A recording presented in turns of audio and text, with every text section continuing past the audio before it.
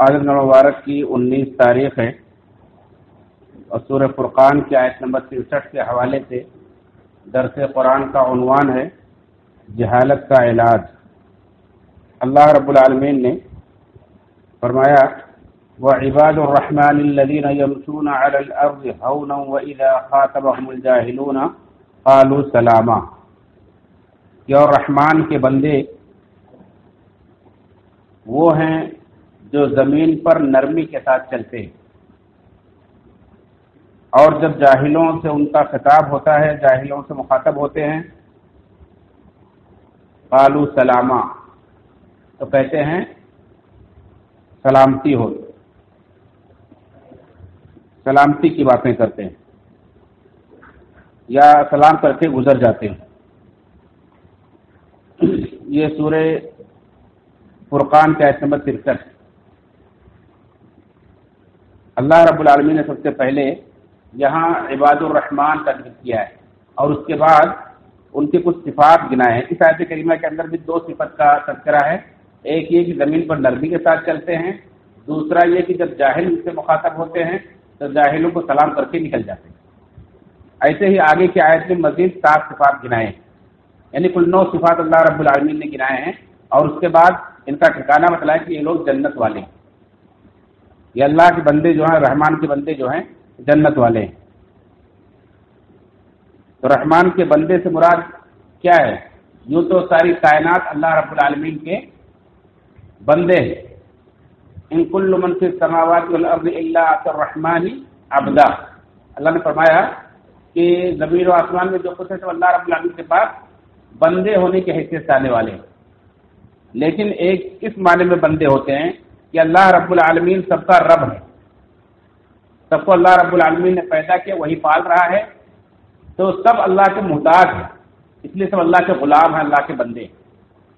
اور ایک بندے وہ ہیں کہ اللہ رب العالمین کو اپنا معبود مانتے ہیں، اللہ کی عبادت کرتے ہیں، تو اللہ رب العالمین انہیں اپنی خاص رحمت عطا فرماتا ہے، اپنی رحمت سے انہیں خاص مقام عطا فرماتا ہے، تو اللہ کے یہ بندے ہوتے ہیں۔ اس لیے اللہ رب العالمین نے یہاں عباد اللہ نہیں کہا، عباد الرحمان کہا، کہ اللہ کی عبادت کر کے اللہ کی رحمت کے مستحق ہوتے ہیں، تو اللہ تعالیٰ اپنی خاص رحمت سے انہیں مقام عطا فرماتا ہے، اس لیے انہیں عباد الرحمان کہا، اپنی نسبت ان کی نسبت رحمان کی طرف کی۔ عباد اللہ بھی کہہ سکتا تھا، لیکن اللہ رب العالمین نے عباد الرحمان کہا کہ یہ مقام انہیں کیوں ملا ہے؟ اللہ سے خصوصی رحمت ان کے شامل حال ہوئی۔ جیسے اللہ کے نبی صلی اللہ علیہ وسلم نے فرمایا کہ تم میں سے کوئی بھی شخص اس وقت جنت میں نہیں جا سکتا جب تک کہ اللہ کی رحمت اسے ڈھانپ نہ دے۔ اپنے عمل کی بدولت کو جنت نہیں پا سکتا ہے، اللہ اپنی رحمت سے کو جنت کا فرمانے والا ہے۔ تو صحابہ نے پوچھا اللہ کے مطلب آپ تو اتنی عبادت کرتے ہیں کہ آپ کے رات کے قیام سے آپ کے پیر پھول جاتے ہیں، پھٹ جاتے ہیں، اتنی زیادہ اللہ کی باتیں کرتے ہیں، اتنا کوئی نہیں کر پاتا ہے، کیا آپ بھی اپنے عمل بنا پہ جنت نہیں پا سکتے؟ تو آپ نے فرمایا کہ ہاں میں بھی، جب تک کہ میرا رب مجھے اپنی رحمت میں ڈھانپ نہ دے تب تک میں بھی جنت نہیں پا سکتا۔ تو یہ بندے جو ہوتے ہیں اللہ کے خصوصی بندے، اللہ کے انبیاء، اولیاء، صدیقین، شہداء، صالحین، یہ اللہ کے مومن بندے ہیں، نیک بندے ہیں، انہیں اللہ رب العالمین نے خصوصی طور فرمایا کہ عباد الرحمان، یہ رحمان کے بندے۔ ان کی پہلی صفت یہ ہے کہ زمین پر نرمی کے ساتھ چلتے ہیں، عاجزی کے ساتھ، انکساری کے ساتھ چلتے ہیں۔ اس کے مقابلے میں ہے اکڑ کر چلنا، تو ان کے چال میں اکڑ نہیں ہوتی۔ اللہ نے فرمایا وَلَا تَمْشِ فِي الْأَرْضِ مَرْحًا، زمین میں اکڑ کر مت چلو، اس زمین پر اکڑ کر نہیں چلتے ہیں بلکہ نرمی کے ساتھ چلتے ہیں۔ نرمی کے ساتھ چلنے سے مراد یہ بھی نہیں ہے کہ بالکل مریض کی طرح سے لڑکتے بڑھتے چلتے ہیں، بلکہ عاجزی، انکساری کی چال، وقار کی چال چلتے ہیں۔ جیسے اللہ نے فرمایا کہ تم نماز مسجد میں نماز کے لیے آؤ تو دوڑتے ہوئے مت آؤ، بلکہ اس حال میں آؤ کہ تمہارے اوپر وقار ہو، سکینت ہو، وقار کے ساتھ آؤ، جو نماز ملے اسے پڑھ لو، جو چھوٹ جائے اسے بعد میں پوری کر لو۔ تو مومنوں کی چال وقار کے ساتھ ہوتی ہے، عاجزی، انکساری کے ساتھ ہوتی ہے۔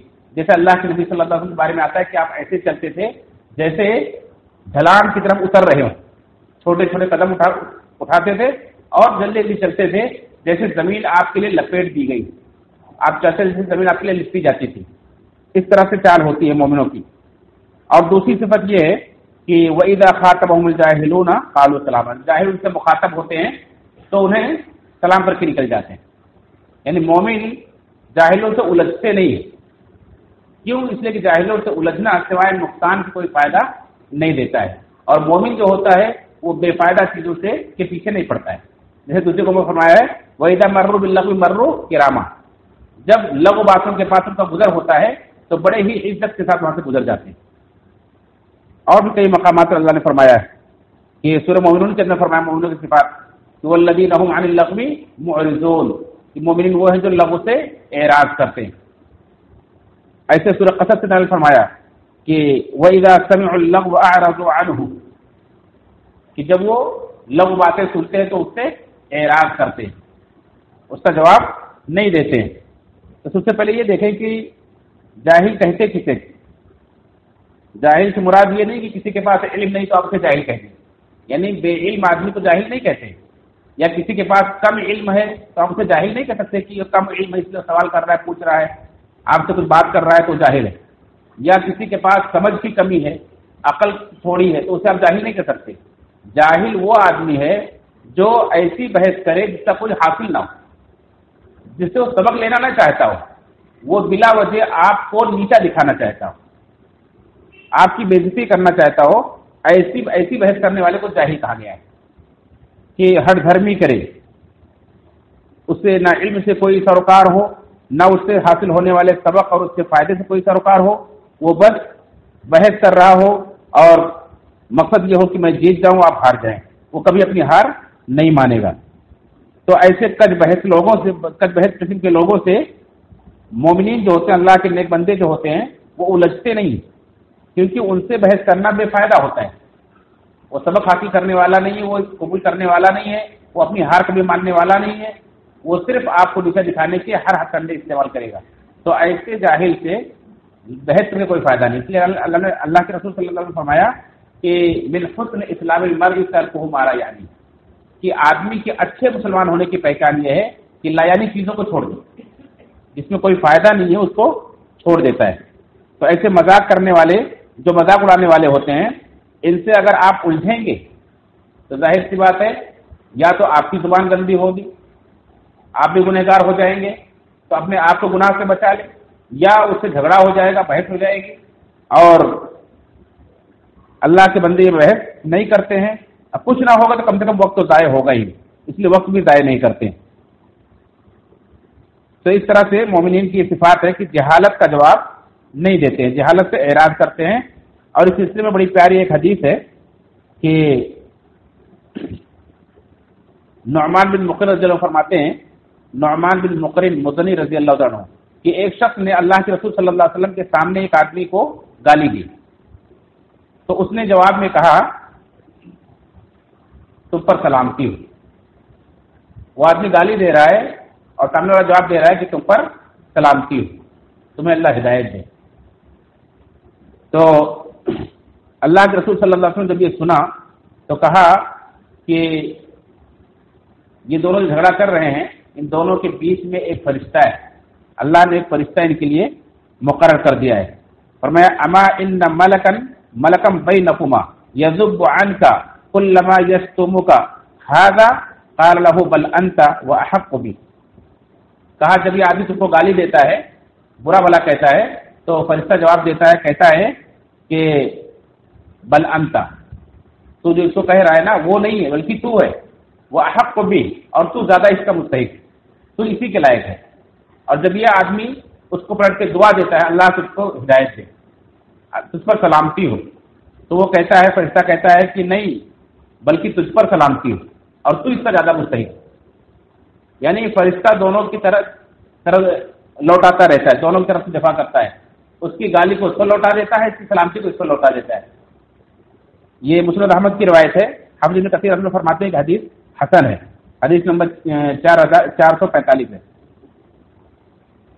تو اس طرح سے اس کے اندر بہت واضح طور پر بتلا دیا گیا کہ مومنین جو ہوتے ہیں وہ گالی کا جواب گالی سے نہیں دیتے بلکہ گالی کا جواب دعا سے دیتے ہیں.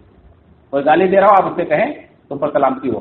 آپ دیکھیں اس سے بہتر کوئی جواب جہالت کا ہو ہی نہیں سکتا ہے، کیونکہ جاہل آدمی چاہتا ہے کہ آپ بھی گالی دیں اور بات آگے بڑھے، لیکن آپ اس کی بات کو آگے نہیں بڑھنے دے رہے ہیں، دبا رہے ہیں، روک رہے ہیں. کیسے؟ وہ گالی دے رہا آپ دعا دے رہے ہیں.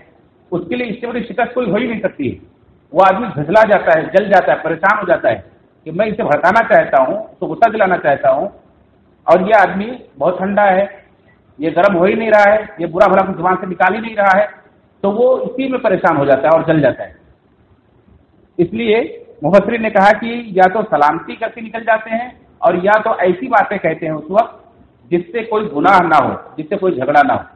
یہ بھی سلامتی کے معنی میں شامل ہے، یعنی سلامتی کی باتیں جھگڑے اور گالی گلوچ سے اور جہالت سے محفوظ رہنے والی باتیں کرتے ہیں. تو یہ اس آیت کریمہ کے اندر جہاں ممنوع صورت بتلائی گئی ہے، وہیں جہالت کا علاج بھی بتلا دیا گیا ہے. اللہ رب العالمین سے دعا ہے رب العالمین ہم سب کو ہر طرح کی جہالت سے بچنے کو عطا فرمائے اور جاہل لوگوں سے الجھنے سے بچائے. ہم سب کو دنیا میں وقار و سکینت کی زندگی نصیب فرمائے، جنت الفردوس کا ہمارا ٹھکانہ بنائے.